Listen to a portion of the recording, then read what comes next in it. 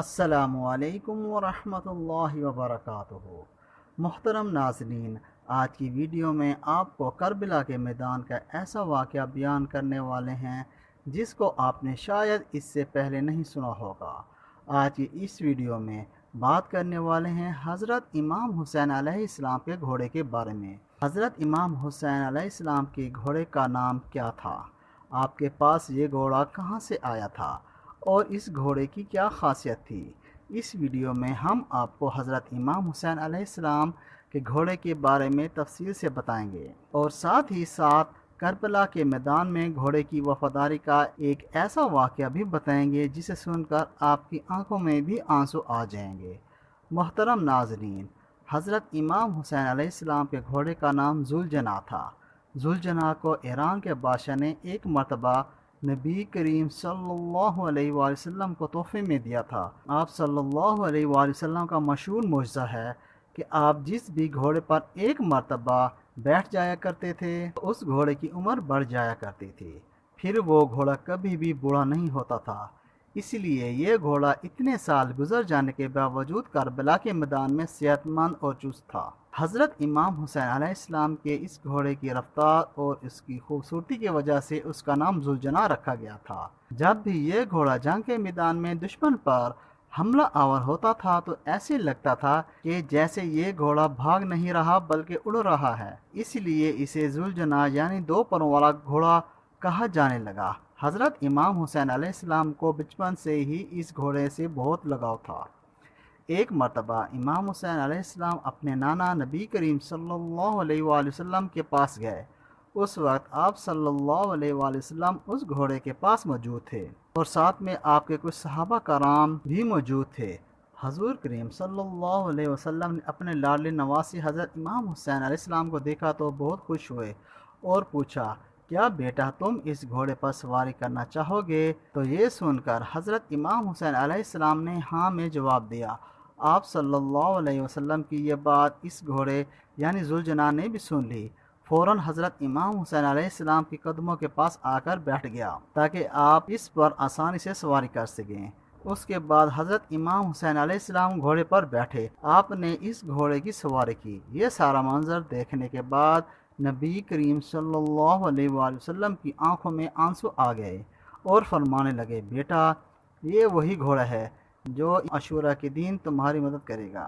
پھر آپ صلی اللہ علیہ وسلم نے وہ گھوڑا امام حسین علیہ السلام کے حوالے کر دیا۔ حضور اکرم صلی اللہ علیہ وسلم کا ذوالجناح حضرت امام حسین کے پاس آ گیا۔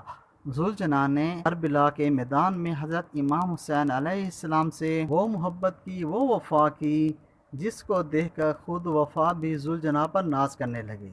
دوستو، امام حسین علیہ السلام کے گھوڑے ذوالجناح کے بارے میں یہ بات مشہور ہے کہ جب یزیدیوں نے حضرت امام حسین علیہ السلام کا پانی بند کیا تو ذوالجناح کو کربلا کے میدان میں کافی بار پانی پینے کا موقع ملا تھا، لیکن ذوالجناح نے پانی نہیں پیا۔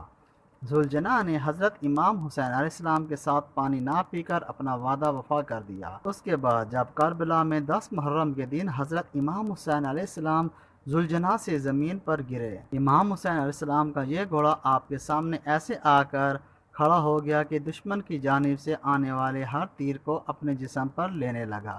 اس وقت ذوالجناح پر اتنے تیر لگے کہ اس کے جسم کا کوئی بھی حصہ باقی نہ رہا۔ روایت میں آتا ہے کہ ذوالجناح کو اتنے تیر لگنے کے بعد بھی حضرت امام حسین علیہ السلام کے اس گھوڑے نے 60 سے زیادہ دشمنوں کو موت کے گھاٹ اتارا۔ اس کے بعد جب ظالموں نے حضرت امام حسین علیہ السلام اور ان کے سارے ساتھیوں کو شہید کر دیا تو حضرت امام حسین علیہ السلام کا یہ گھوڑا یعنی ذوالجناح اہل بیت کی لاشوں کے ارد گرد چکر لگانے لگا۔ پھر ذوالجناح حضرت امام حسین علیہ السلام کے جسم کے پاس آ کر رک گیا اور اپنے پیشانی کو حضرت امام حسین علیہ السلام کے خون سے تر کر لیا۔ پھر اپنے پاؤں کو زمین پر اس طرح مارا کہ اس سے اتنی زور کی آواز پیدا ہوئی کہ پورے میدان میں سناٹا چھا گیا۔ یہ دیکھ کر دشمنوں کے پسینے چھوٹ گئے۔ اس وقت عمر سعد کی نظر اس گھوڑے پر پڑی تو کہنے لگا، اس گھوڑے کو میرے پاس لایا جائے۔ یہ گھوڑا اللہ کے رسول کے گھوڑوں میں سے ایک بہترین گھوڑا ہے۔ عمر سعد کے کہنے پر لوگ اسے پکڑنے کے لیے دوڑنے لگے، जैसे ही लोग जुलझना के करीब गए, इस जुलझना ने जोर से अपना पांव मारकर उनको वहां से वापस भागने का मौका भी ना मिला। ये देखकर उमर साथ चिल्लाया और कहने लगा, इसको इसके हाल पर छोड़ दो, देखते हैं ये क्या करता है। फिर वो घोड़ा लोगों के हजूम से निकलकर हजरत इमाम हुसैन अलैहिस्सलाम के जिस्म अतहर के पास आकर इस तरह बिलबला कर रोने लगा, कोई इंसान किसी नौजवान की मौत पर रोता है।